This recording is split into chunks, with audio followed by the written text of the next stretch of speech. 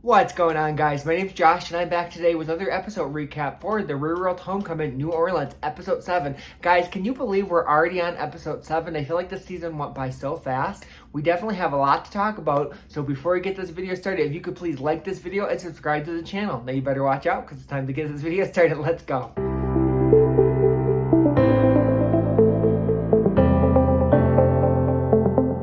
Guys, so I just finished episode 7. I gotta say, I did like episode 7 a lot more than the last couple episodes. I just feel like there were some good moments in there. I feel like we get to spend a little bit more time with Kelly, kind of get to know, what makes her upset.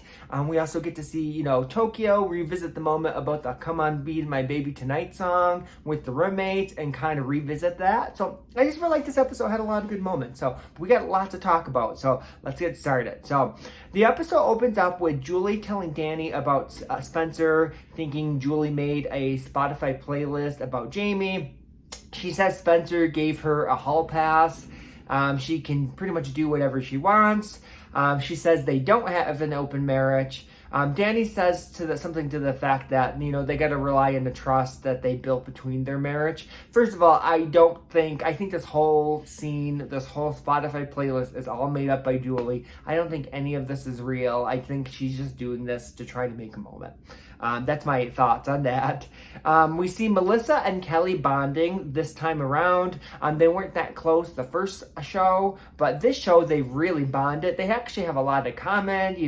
They have, they're both married. They both have 3 kids, and they both have a lot of the same habits. Oh my God, I died though when Melissa said Kelly is a little naturey. We're gonna let that go. I think that's funny because I love hiking, but I know hiking in outdoors is not for everyone. So I just thought that was funny. We said Kelly says pretty much that having Melissa there makes the experience easier. So yes, I'm very happy that these two are bonding this time around. I love their friendship. Now, we see a moment between Tokyo, Melissa, and Jamie. They're talking about the best part of their season, best part of the real world. And Melissa says it's definitely Come On Be My Baby Tonight. She's pretty much iconic. We see a flashback of clips from the original show. And just, Tokyo coming up with the song, Come On Be My Baby Tonight. We see Tokyo talks about he wasn't really at the time connecting with his roommates. He wrote the song as really a way to invite them in and to show a different side of him. But on the original show, it caused a huge fight between the roommates where the roommates didn't want this, clip included in the show, and pretty much his song was not well received by the roommates. And they were just upset that he wasn't trying to include the song on their talk show that they had to do. Now, pretty much the roommates all kind of reflect back on this song and how the song was an iconic moment.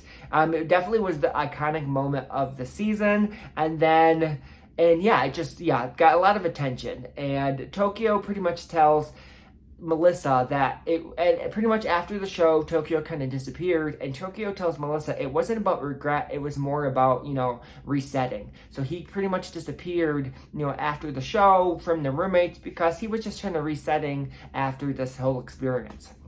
We then see first of all, I gotta say, I definitely was, sad for Tokyo the first time around, just because, he didn't really connect with the roommates. He wasn't really open to the experience. And it's always hard watching someone be the outsider, among a group of people. You kind of want everyone to connect. So I'm so happy that Tokyo has been able to connect with all the roommates this time around. Now, Julie has a conversation with Spencer. She asks him if he's jealous of Jamie, and she's doing this all on speakerphone. Jamie actually comes in the room. She takes it off speakerphone, then he leaves. But Spencer says, though, he is jealous of Jamie, but more that Jamie gets to spend every day with Julie, but he's not worried that, Julie's going to hook up with Jamie. She says she's not going to use the hall pass, and she pretty much she admits she can't be friends with Jamie. Now, like I said before, I do think this whole, Jamie thing, Julie and Jamie thing is all made up. I think Julie is just using this to try to create a storyline. It's just kind of crazy, though, because I feel like on Jamie's side, he doesn't look at Julie this way at all. I feel like she's just a friend. And he doesn't look at, there's no romance on his side of things. So it's going to be really interesting, and I feel kind of bad for him that he's going to get out of the show, and then, a lot of these episodes are going to be focused on Julie, Jamie, and Spencer's love triangle, and Jamie pretty much had no clue that any of this was going on. So I do feel bad for him. I feel bad for his wife, just because, they didn't sign up to be part of a love triangle, especially when Jamie had no clue that this is even going on. So, yeah. I do think this is all just made up by Julie to try to, make a moment. Now we get a new incoming message about Kelly, and it's pretty much about Kelly's relationship with Peter and how, she pretty much spent a lot of time, with Peter during the show, and she wasn't really present in the house. And I do think that Kelly doesn't want to talk about her relationship with Peter. They do bring it up in the incoming message, but she doesn't really talk about Peter himself. It's more about her relationship with the roommates, with her being gone, with her being out, leaving the house so much. So I think she definitely doesn't sound like she wants to talk about, Peter at all. But pretty much, she wasn't really present on the first show. She didn't really get to know the roommates like she should have. The only one she really got to know was with Danny. We see a clip of Peter where pretty much he had to leave for 2 weeks, and then Kelly was kind of forced to come back in the house. And in those 2 weeks, she was really trying to build relationships and connect with the roommates. And pretty much she was trying to connect with Melissa, on the original show in like two weeks of time at the end of the show. And Melissa pretty much tells Kelly that, we never hung out, you're never here. And pretty much then we see Kelly say, Melissa and I could have an awesome friendship, but it seems like Melissa doesn't want it. And if, we don't have a friendship, that's on her. Which I don't really think that was fair to Melissa. I just feel like I do think they would have became good friends the first time around had Kelly been present.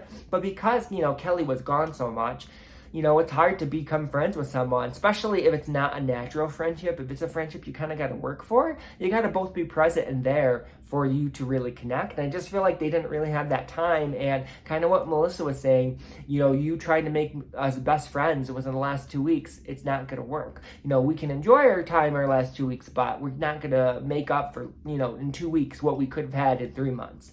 And so I definitely got what Melissa was saying back in the day. And then we see Kelly at present day pretty much opening up, saying, looking back, she definitely missed out. She said she really couldn't be herself, and if she really missed out on, a lot of the experience. And she said one thing that was hard for her is she didn't really click with the female group, and that's kind of why she hung out with Peter, is because she wasn't really clicking with Melissa. She wasn't really clicking with Julie. They both had a strong friendship, and she felt like she was on the outside. She just kind of used, Peter as kind of like a safety blanket and would hang out with Peter instead of, feeling rejected. That, she wasn't, rather than feeling like an outsider, she'd rather just go hang out with Peter as like a safety net, safety blanket kind of thing. And then we see, I was really happy because we actually finally get to see Kelly really open up, which I really appreciated. She pretty much talks about, she was bullied in high school, and there was a group of girls that cut her off, and they started bullying her. I think she said they were like throwing stuff on her, they spit on her, they were pushing her around. It just was awful what they did to her. And she says after that, though, she put up a wall when it came to women. So when she saw, Melissa and Julie clicking as friends so much, she really felt like she was the outsider. And she just kind of put a wall up. And that's why she didn't really allow herself to kind of get close to them, because she had a wall up. She was guarded. And then Melissa says now she understands the situation a lot better. So when Melissa has pretty much told her, you have 2 weeks to try to get to know me, that's not enough time, and it was kind of giving her pushback, she understands why Kelly, that would upset, why Kelly was the way she was, pretty much. And Kelly says, this is a lot of her defense mechanism, and a lot of times she's poised as a defense mechanism. She just kind of acts proper, just because she doesn't like people to see her be vulnerable. So I'm just very happy though that Kelly got to kind of share, what was going on prior to the railroad, because we didn't know this, and it makes a lot more sense why, she was so guarded and, didn't get to know, Julie and Melissa the first time in the show, is because she went through, bullying, bullying is awful, and I'm just sad that, Kelly had to go through that. Now, next we get to see Tokyo tells the roommates they're going to re-record Come On Be My Baby Tonight, which is awesome, especially because the roommates didn't receive the song the first time around, and it was like, it just really wasn't, like the way Tokyo intended the song to be with his roommates, they just didn't receive it well, so it was good that they got to revisit this. And then he pretty much talks about singing the song on the Dave Chappelle show. And Melissa tells Tokyo that he made the most iconic moment on their season. And then when Tokyo did the Dave Chappelle show, it really blew up then. It became viral at that point. And Tokyo said that pretty much Danny said when Tokyo did the Dave Chappelle show and he did a song, he didn't really feel like he was, being laughed with. It was more he was being laughed at. And then after that, he kind of left that song in the past. So the roommates pretty much, we see clips, they didn't receive the song well, and so this was a really good opportunity for the roommates to kind of revisit this moment and set it right, and so if they all re-record Come On Be My Baby Tonight, and they did great, and, David did great as well, and just him on the piano, he definitely has talent, so it was just kind of cool seeing the roommates all together and making this moment right from the original show, and yeah, it was just a really nice moment between the roommates. And then at the end of the song, the roommates kind of all give, praise and acknowledge, Come On Be My Baby Tonight. And they give David his praise. So I just thought that was, not David, Tokyo. They give Tokyo his praise. And yeah, it was just a nice moment. And I really did like that. Now, next we see Julie talking about Spencer, sending her naked pictures. She pretty much says she's horny. She's saying this right in front of Jamie. This whole, Julie, Spencer, and Jamie thing, she's really pushing that. And yeah, I don't know. I just think she's just doing stuff to try to mess with Jamie at this point. We then see Julie show Kelly a picture of, she pretty much shows Kelly a picture of Spencer shirtless. And then Kelly just kind of freaks out. She says boundaries. And then Kelly actually goes to talk to Julie. She says she doesn't like getting baited into conversations that don't feel like they're appropriate to have. And then we see clips of Julie talking about porn. And Julie is pretty much on the defensive. She says, you expected me to come in this as Mormon, and I'm not. And you don't understand the new me. And she tells Kelly Kelly is trying to show her best self. She's always trying to show her best self. And Julie tells Kelly she's calculated. And pretty much, Kelly kind of shuts down and kind of walks away and says, I need to go to the bathroom. It just definitely, Julie was definitely in the defensive. And pretty much, Julie says Kelly is acting like a grandma, and Kelly just gave her the old grandma fuck you from Kelly. So her Kelly saying, I got to go to the bathroom was really Kelly's way of saying fuck you in old person talk. I definitely see what Kelly's saying. She doesn't want to get into, I get maybe not wanting to talk about porn and really out stuff, as on the show. I definitely get, Kelly's side of that. I do think, there's probably a fine middle line. Kelly can be a little bit more open. If other people are having conversations, she could still be there, but maybe just not engage. She is very quick to walk away from anything. So I do think, she could open up a little bit more. But then I also think Julie might purposely know what bothers Kelly and be doing this on purpose to try to, create some moments and tension between, her and Kelly. So I definitely see, though, as far as Kelly's point of walking away from Julie, because Julie does stuff to try to make a show, so why give her that moment? So, next we see the roommates pretty much going to brunch, and you can see in the car that Julie is really annoying Kelly, and Kelly just seems really kind of out of it. So the place they go is in the French Quarter, and it's beautiful where they have brunch, by the way, and it just looks like a really, fun brunch, but you can see Kelly is just really upset. She's not really present, and at the very end of the episode, on the ride back, she's pretty much very close to quitting the show, and it does look like the next episode she definitely is gonna quit. As far as Kelly Quinn, at this point, I feel like because we've had to deal with Kelly, contemplating quitting the last few episodes, at this point, I'm just ready for her to go. I do like Kelly, but if you want to go, then at this point, I'd rather have you go than stay and just keep contemplating you want to go. I just really wish she would have been able to stick it out because this process is only 2 weeks. We're only going to get one real world, reunion, this homecoming for New Orleans. This is going to be it. We're not going to get another one. So I just really wish she could have stayed for the full 2 weeks. But if she, I just honestly don't think reality TV is cut out for Kelly. I feel like the first time around, that's probably why she left the house so much, because she really couldn't handle, being recorded all the time. And I think she used Peter as a way to escape, filming for the show. So I feel like she handled it a lot better on the first time of the show, where this time she's definitely not handling, being on reality TV very well at all.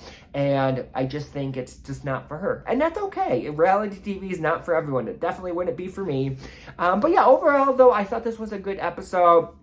I'm glad, we got the moment between Tokyo and his roommates getting to re-record the song. I thought that was really awesome. And, they got to kind of reflect on, that moment.